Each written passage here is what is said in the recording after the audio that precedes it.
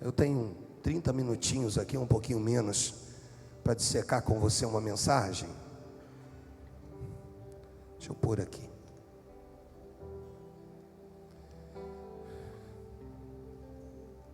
Na segunda epístola de Paulo a Timóteo, há quem diga que eu não tenho conseguido sair desse texto, né? E é verdade mesmo.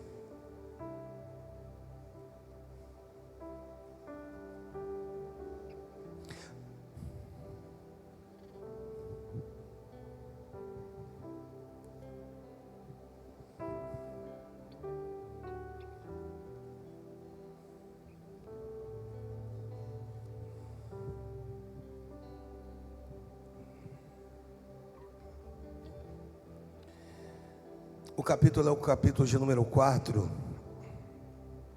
E o versículo é o versículo de número 16. É claro que eu vou me prender ao 17, mas eu vou ler o 16 para a gente dar uma contextualizada aqui.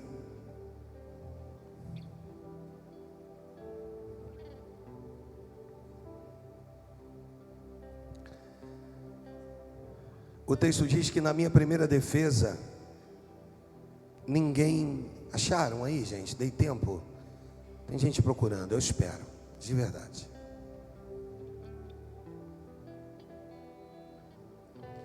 Patrícia, mamãe, a gente estava com saudade de vocês, tá? De verdade. Tá tudo bem? Tá? Filhona tá aí. Mãe, vó e neta. Deus abençoe vocês, tá? O texto diz assim: na minha primeira defesa ninguém foi a meu favor, antes todos me abandonaram. Aí ele ora dizendo assim, isso aqui é mágico demais, gente. Posso orar e eu ministro em cima da... Posso fazer desse jeito? Deus e Pai, Deus, toma minha vida nas tuas mãos, toma cada um de nós aqui, toma Paulinha, Senhor, nas libras, para que possa alcançar vidas, Senhor, os instrumentos, os instrumentistas, toma-nos nas tuas mãos, é o que te pedimos no nome de Jesus, e se você crê, diga amém. Ele diz assim: na minha primeira defesa ninguém foi a meu favor. Se nós formos dissecar isso aqui, o apóstolo Paulo, e eu tenho ministrado, eu acredito que você tem vindo aos cultos e você tem noção disso. Essas são as últimas palavras registradas do apóstolo Paulo. Daí por diante, ele vai ficar um tempo preso numa masmorra, vou estar falando sobre ela hoje. E depois disso ele vai ser decapitado. Já passou por uma audiência e vai passar por uma segunda audiência que vai condená-lo. Ele tem plena certeza da sua condenação. E nessa última narrativa, ou nesses últimos textos do apóstolo Paulo, nós vamos ver a partir lá do versículo de número 6, que ele vira e diz: quanto a mim já estou sendo oferecido por libação, o tempo da minha partida é chegado. No 7, ele diz: combati o bom combate, completei a carreira e guardei a fé. Já agora no 8, uma coroa de justiça está me aguardando, me está guardada, ao qual o Senhor, reto juiz, me dará naquele dia, não somente a mim, mas mas também a todos quanto amam a sua vinda. É uma despedida do apóstolo Paulo, mas não é uma despedida comum, é uma despedida com classe. Ele não está reclamando, ele não está aqui falando de Nero, ele não está contendendo politicamente de estar sendo cobrado por algo que ele não fez. Houve um grande incêndio, não foi ele o causador, nem os cristãos, e houve a necessidade de que essa culpa caísse sobre alguém, e Paulo é o líder. Exercendo a sua liderança, essa culpabilidade vai cair sobre ele. Ele agora sabe que ele vai partir. É uma certeza constante no coração do apóstolo Paulo. E alguns teólogos vão dizer que o Espírito Santo incendeia ele e mostra a ele que dessa vez é verdade, para que não haja nenhum tipo de dúvida a respeito disso. Só que quando eu chego no versículo que nós estávamos lendo, no versículo de número 16, a impressão que eu tenho é de alguém que escreve para alguém, e na verdade ele escreve para Timóteo, que é o seu filho na fé, que possuía aproximadamente 30 anos de idade. Alguém muito importante para o apóstolo Paulo, alguém que ele entende como prominente, como talvez um sucessor, e que um dia vai chegar no nível dele, ou talvez ultrapassar o nível dele. Essa é a perspectiva de um mestre. O mestre, ele quer que os seus possam ir além. E esse é o objetivo do apóstolo Paulo. Só que quando eu me deparo com o versículo número 16, eu vejo um texto que parece alguém reclamando, ou murmurando, ou começando a murmurar a respeito de algumas coisas. Ele vira e diz que na minha primeira defesa, ninguém foi a meu favor. Se nós pegarmos esse texto a nível de contexto e analisarmos somente até aí, a impressão que tem é muito parecido com aquilo que fazemos. Quando você se sente à parte, pode aproximar, tá? Para mim aí, tá?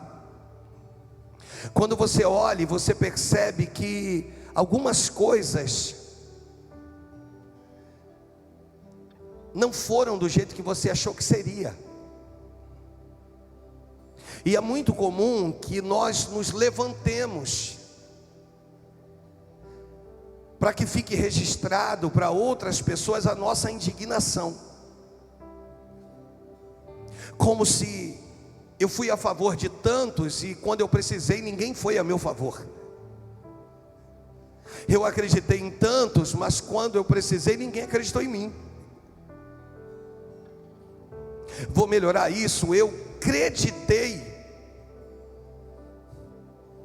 na vida de muitos, e quando eu precisei um retorno, não a nível de valores financeiros, mas a nível de valores morais, eu não obtive.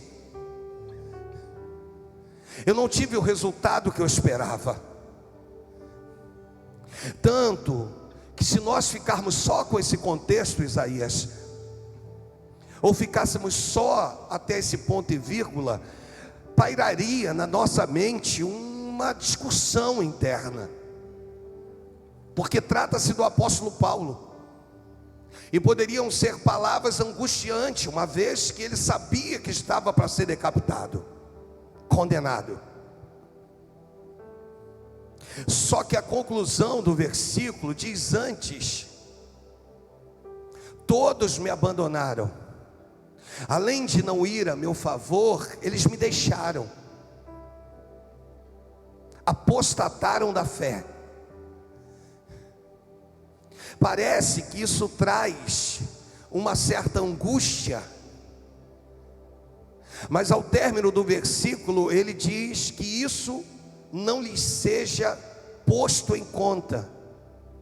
Essa parte final dá uma impressão de ser um texto muito pequeno e talvez não tão relevante, mas essa parte final trata-se de uma oração.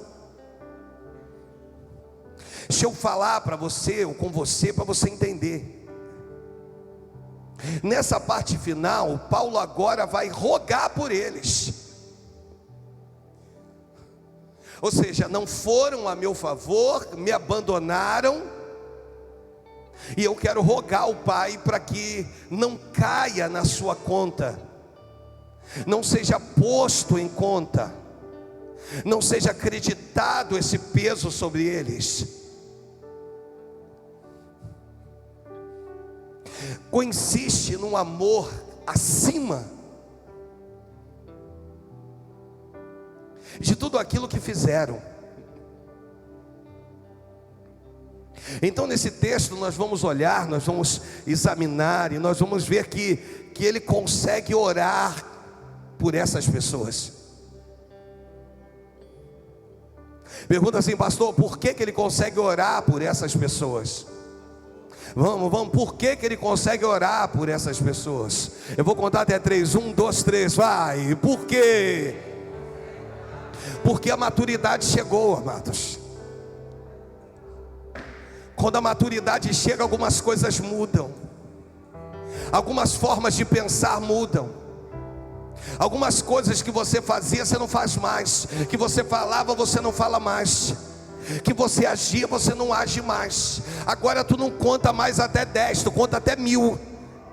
E quando você percebe, aquilo que te constrangia não te constrange mais. Por quê? Porque você não alimentou isso aí dentro de você. Deus está falando a respeito de um tempo de maturidade do céu que vai descer sobre essa igreja, sobre esse ministério, sobre essa membresia. Não vai ser qualquer coisa que vai te abater, não vai ser qualquer coisa que vai te deixar para baixo, não vai ser qualquer coisa que vai te deixar impedido de orar por alguém. Aí eu te respondo o porquê que o apóstolo Paulo fez o que fez. Porque ele aprendeu que esse tempo, ou nesse tempo, ou naquele tempo, Deus queria usar, tema da nossa meditação,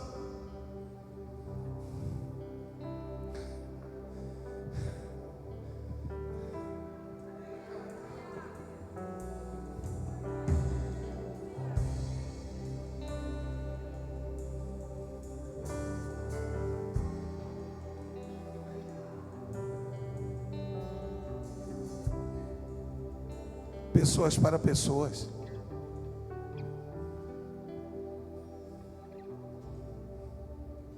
Aí vem o versículo 17.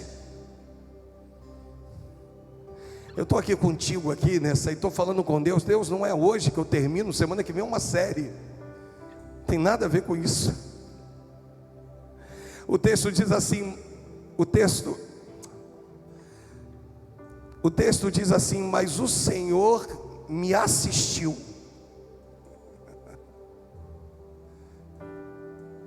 Ele coloca tudo que ele viveu, tudo que ele passou e tudo que ele estava sentindo. Mas para aliviar o coração de Timóteo, ele manda um recado dizendo assim: mas o Senhor me assistiu. O apóstolo Paulo foi posto numa masmorra, e há pelo menos 3 registros de homens que foram postos numa masmorra. Por quê, pastor? Porque esses homens cometeram, ou foi dito que eles cometeram um grande mal, ou um grande delito contra um outro grande homem. Ou seja, esses homens cometem um delito contra uma grande autoridade. Dentre eles, José foi lançado numa masmorra, depois de ter sido acusado a respeito da mulher de Potifar. Outro, Jeremias, foi lançado numa masmorra. E agora o apóstolo Paulo, que também é lançado numa masmorra. Deixa eu te fazer entender: a masmorra não era uma cadeia comum. Na masmorra ela era construída num subsolo, aonde não havia nenhum tipo de iluminação, não havia luz. A masmorra, ela era fria, úmida.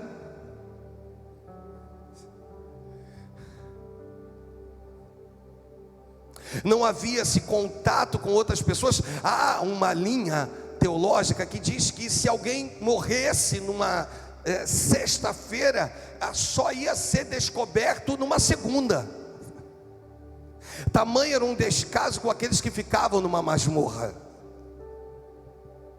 E lá está o apóstolo Paulo, num lugar escuro, num lugar com mau cheiro. Por que o mau cheiro? Porque escorria pelas paredes da masmorra os dejetos humanos,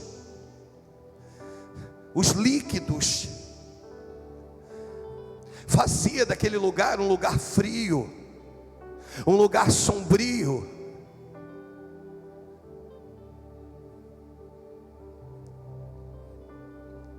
Um lugar de dores. E junto com esse lugar de dores, um lugar de pensamentos. Para você ter noção, José foi tirado com 2 anos e alguma coisa da masmorra. E o apóstolo Paulo entendia que não podia morrer na masmorra, porque se não tivesse a capa, ele morreria de frio na masmorra durante o inverno. Para você ter uma noção maior ainda, uma pessoa com mais de 2 anos numa masmorra desse tipo, ela adquiria uma pneumonia que se transformava numa tuberculose, e essa tuberculose levava ao óbito essa pessoa dentro da masmorra.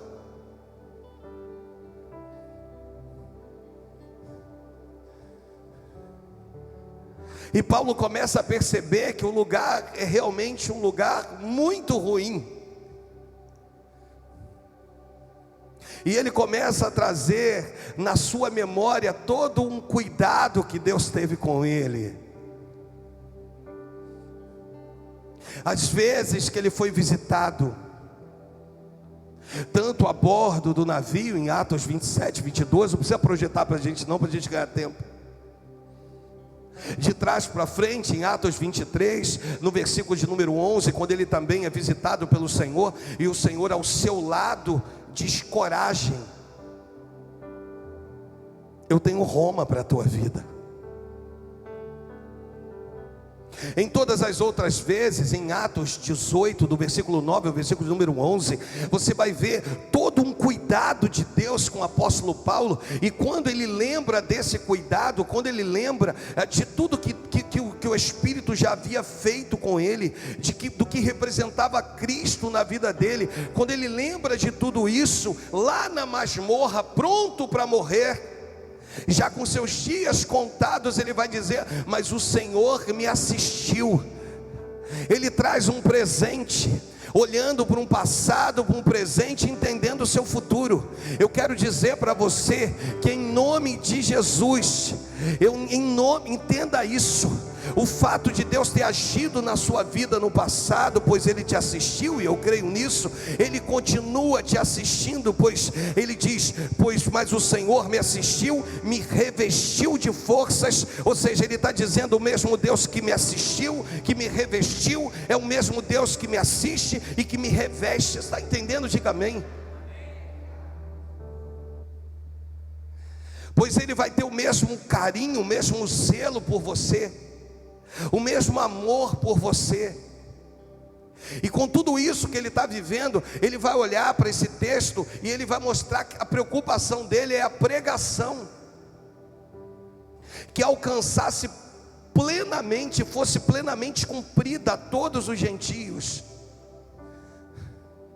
O cara está numa masmorra, sofre um abandono, sofre decepções, e o que paira na sua cabeça é se ele cumpriu o propósito dele da maneira que tinha que ser.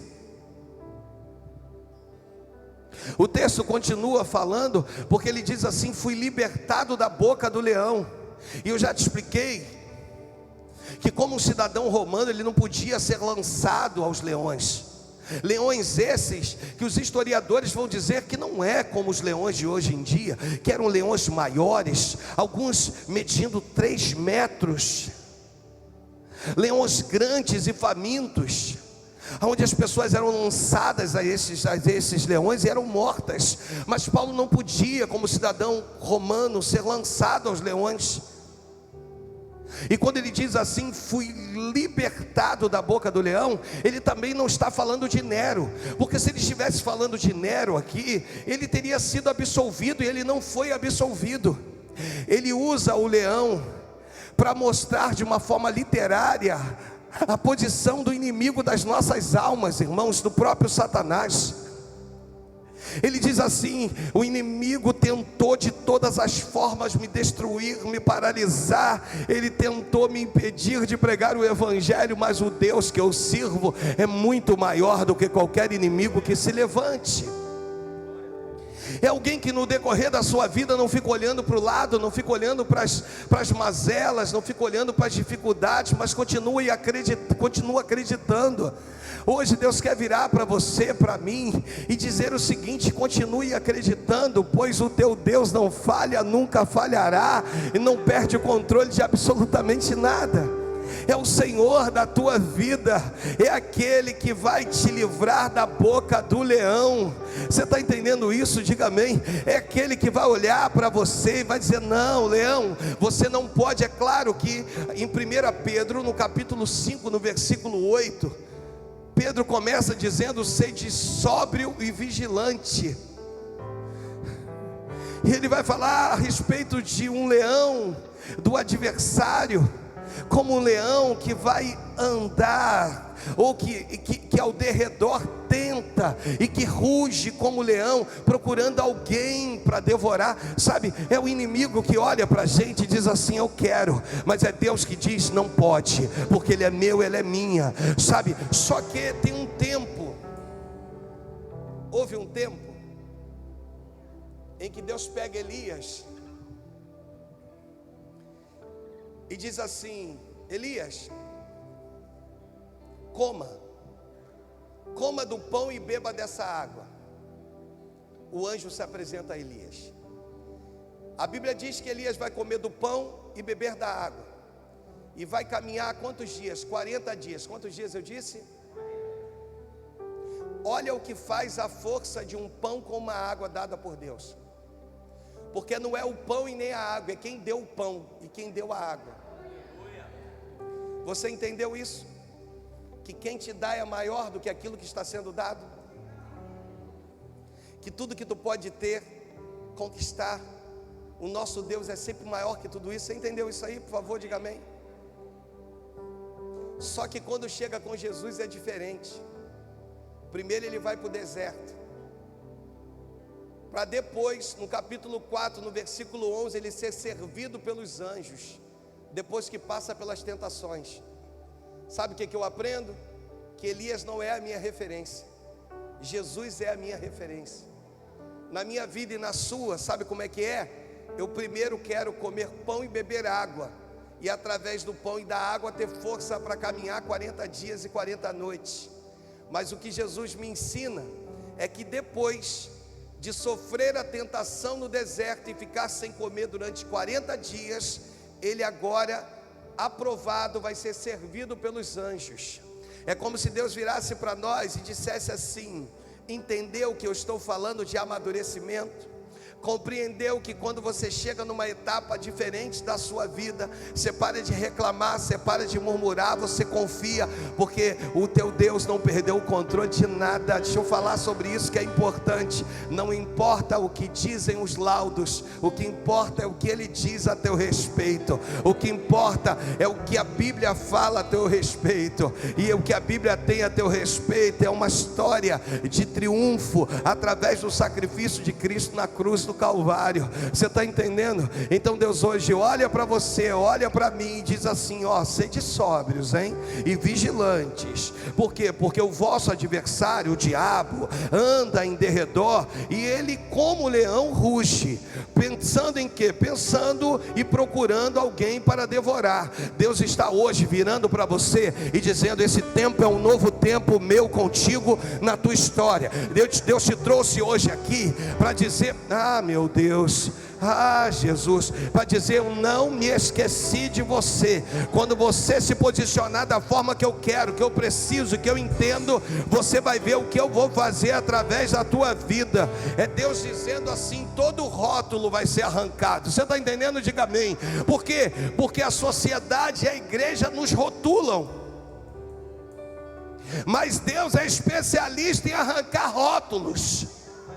Pois o que dizia a teu respeito, ou o que dizem a teu respeito, não importa, porque o que importa é o que Ele fala de você, é o que Ele tem para a sua vida, em nome de Jesus. Então o adversário só está ao teu derredor, porque ele já enxergou aquilo que você ainda não viu, aquilo que você não entendeu, aquilo que você não compreendeu, de que você vai muito mais longe do que você imagina.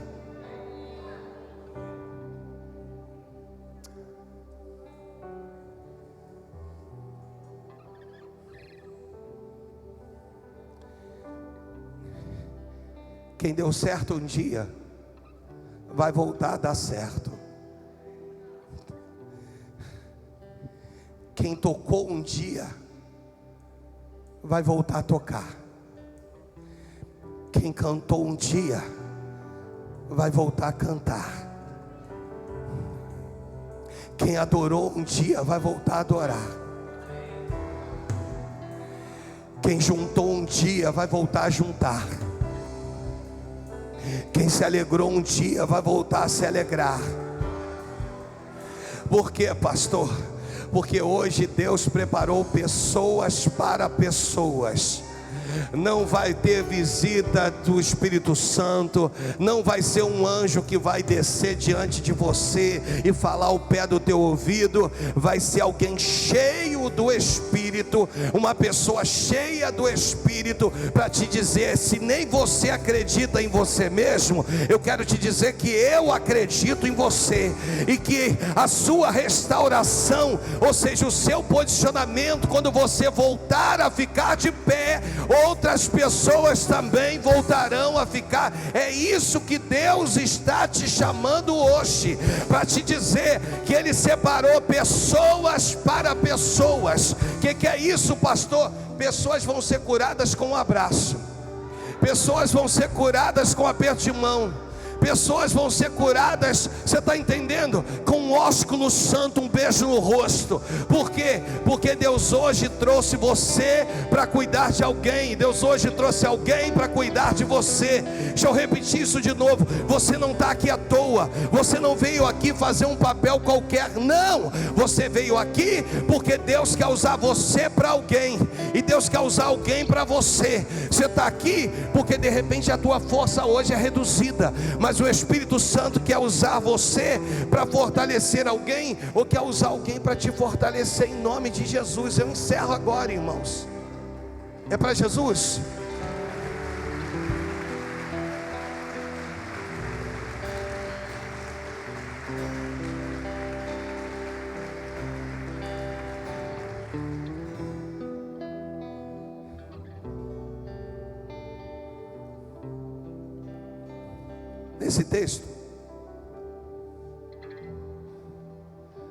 Nesse texto,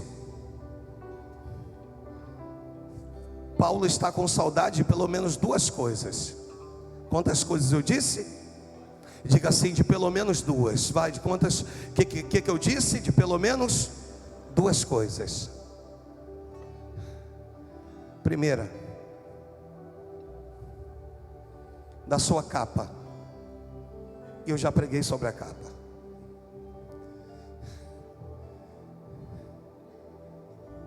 Ele quer se sentir aquecido. Ele quer se sentir? Deixa eu falar para você: seja capa para alguém. Deixa eu falar de novo para você: aqueça alguém. Ao invés de apontar, abraça. Ao invés de tratar mal, ame. Ao invés de desdenhar, sabe o que Deus está dizendo? Seja capa para alguém, faz diferente. O que eu disse?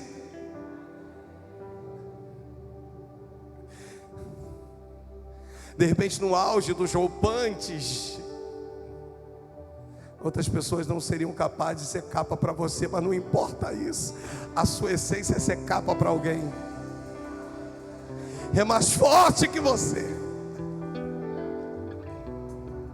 Segunda saudade do apóstolo Paulo. Eu encerro. Alguém para chorar com ele.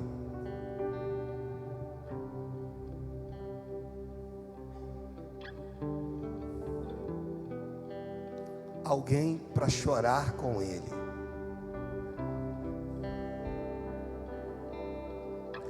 Alguém para chorar com ele.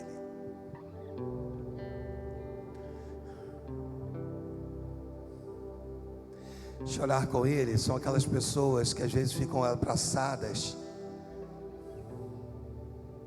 sem sequer pronunciar palavras algumas.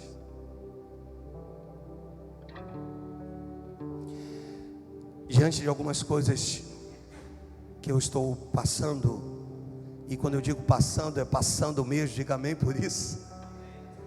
Dentro em breve a gente vai dar o testemunho aqui, faltando pouco, de verdade. Mas quando os laudos chegaram, desestabilizou, irmãos. Porque desestabiliza qualquer um, mesmo sendo pastor, confiando em Deus.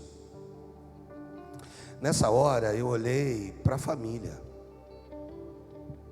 olhei para a mais novinha, eu disse: Deus, 9 anos, precisa do pai. Olhei para as outras, eu disse assim, uma cursando ainda, as outras na faculdade nem terminaram ainda. Deus,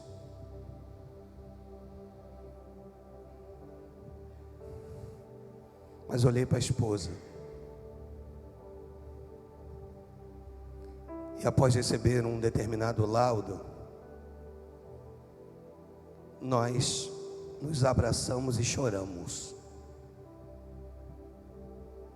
E as palavras dela foram essas: eu não estou pronto para perder você. Pronta. E ela disse: eu não sei o que vai ser da minha vida.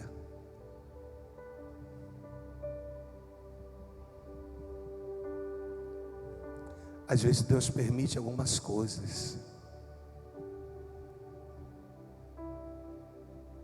para juntar mais um pouco que já estava junto.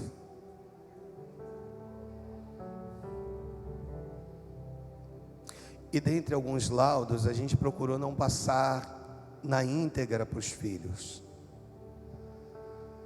porque não queríamos vê-los sofrendo. O sofrimento já bastava o nosso. Quando eu fui buscar um exame, que seria um exame dentre os exames, mas um exame significativo, eu disse para ela: deixa que eu vou sozinho. Por quê? Porque eu não queria levá-la, eu não queria que de repente o médico dissesse alguma coisa pesado demais para que ela ouvisse. Eu disse: eu ouço, eu não quero que você vá, eu quero ir só. E ela virou e disse assim: negativo. Porque nós temos aprendido que Deus é especialista de usar pessoas para pessoas. Era tudo que eu precisava. Olhar para o lado e saber que eu tinha uma companheira comigo.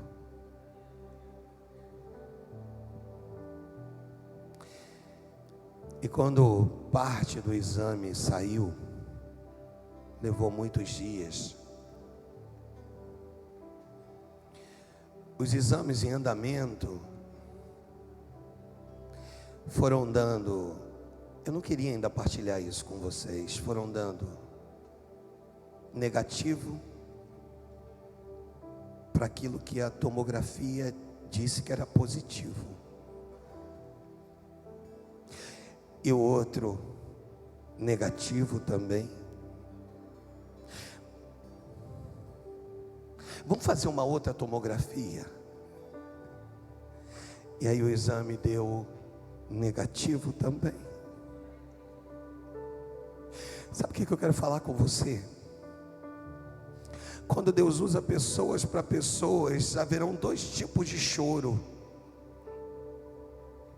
O choro, que talvez seja o choro de um momento triste, onde vocês vão estar chorando, dizendo assim, e aquela pessoa que está sofrendo em detrimento de alguma coisa vai olhar e vai dizer assim: mas eu estou chorando, mas eu sei que não estou só, porque você chora junto comigo. Você vai olhar e você vai ter um conforto. Eu estou falando para vocês a respeito de um conforto dado por Deus, a respeito de um amor dado por Deus, a respeito de um carinho dado por Deus. a respeito de um Deus que não perde nada, sabe? Mas que quando eu me relaciono, quando eu me permito ser instrumento de através de um abraço para alguém, quando eu choro com alguém, quando eu digo, sabe, nós estamos perdendo tempo com coisas bobas, coisas fúteis, coisas banais, e nós estamos deixando de lado o que a essência do Evangelho nos ensina, de um Cristo que abraçava e que quem ele abraçava saía curado. Deus está falando exatamente disso, que vai promover cura em meio aos abraços de dores. Ainda que as lágrimas vão descer, estejam descendo, Deus vai providenciar que através desse abraço a cura se manifeste. Sabe, alguém revestido do Espírito Santo consiga receber esse tempo, sabe? O segundo tipo de lágrimas,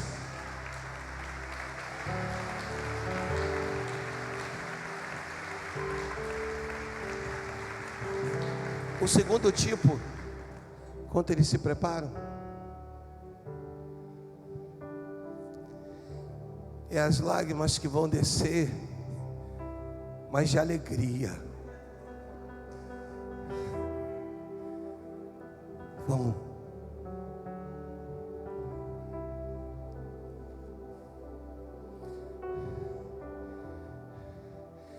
Ainda estão faltando 3 exames a ficarem prontos.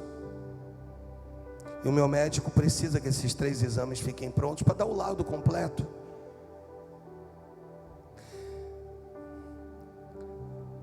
Só que ele virou e disse assim: o câncer que nós achávamos que era,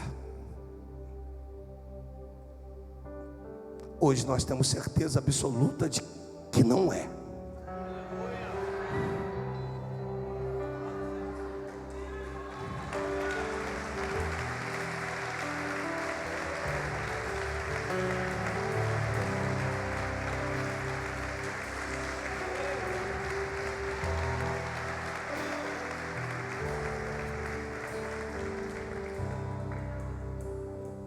E eu disse: mas e aí, doutor?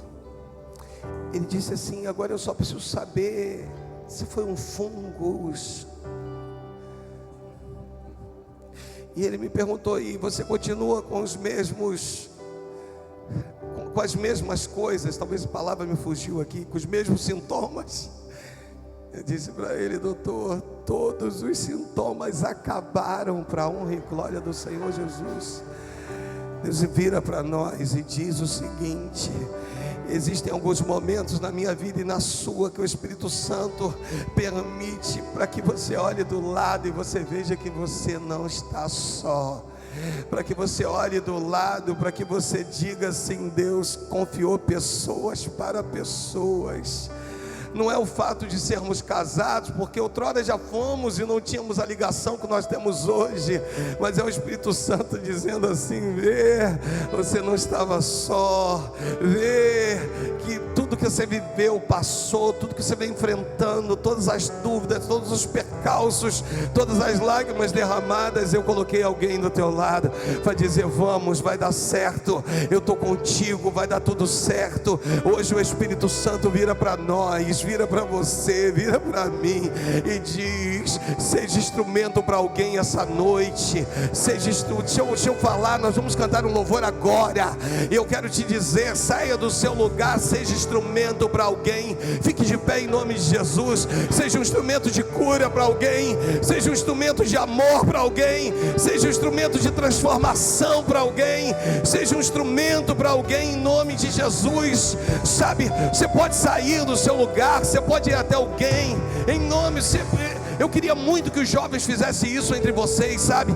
Que vocês procurassem um outro jovem, talvez, uma outra pessoa, e você fosse instrumento para a vida de alguém, em nome de Jesus, em nome de Jesus. Que haja cura aqui entre nós, que haja manifestações de cura divina aqui entre nós, e todo o mal que estava vindo sobre a tua vida, da mesma maneira que ele veio, ele vai embora, em nome de Jesus. Sejam curados. Aleluia!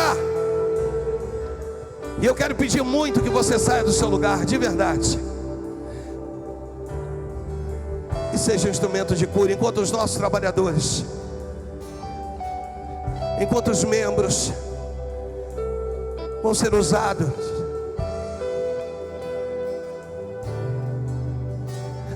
em nome de Jesus, sejam curadas, sejam abraçadas.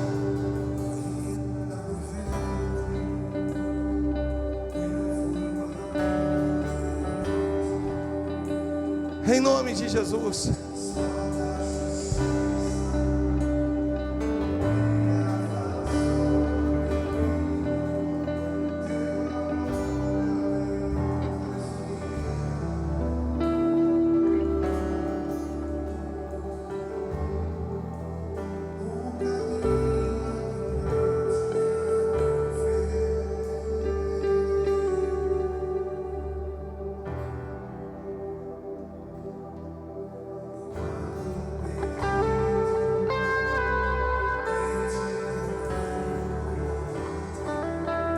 Se você estiver do lado de um amigo, abrace o teu amigo. Se você estiver com a sua família, vamos ser instrumentos.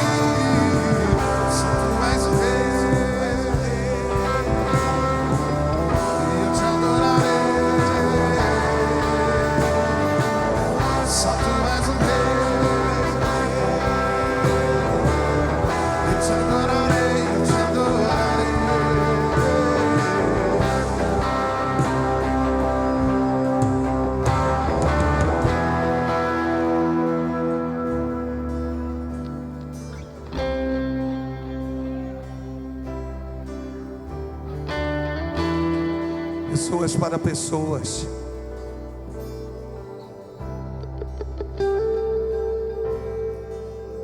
Pessoas para pessoas.